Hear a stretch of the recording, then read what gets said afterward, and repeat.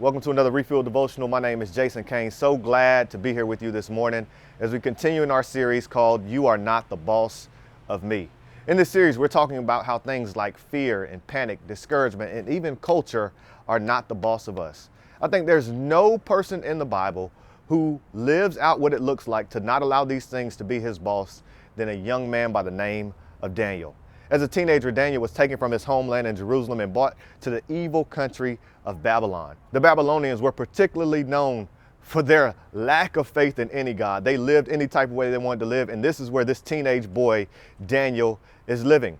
One of the things that happens in Babylon is Daniel and the other young men are forced to eat a specific meal that King Nebuchadnezzar says they have to eat.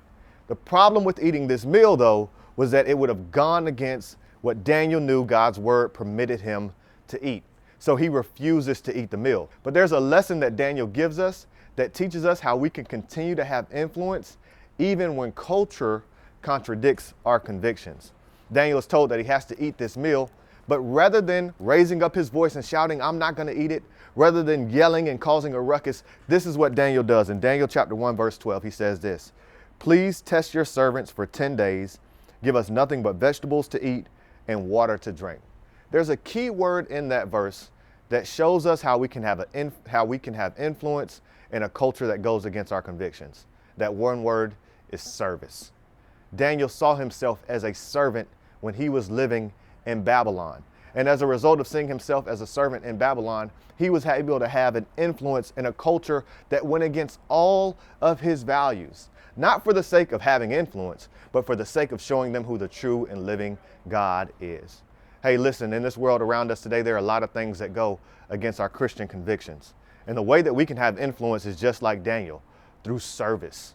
What if we made up our mind that we're not going to shout and get upset and complain and gripe, but we're going to serve the very people who we feel are making us contradict our convictions? That's my challenge for you this morning.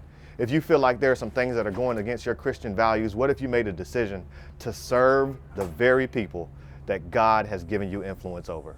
The way that we have influence in this world is not through complaining and griping, but through service. So today I challenge you to go out and serve someone. Thank you.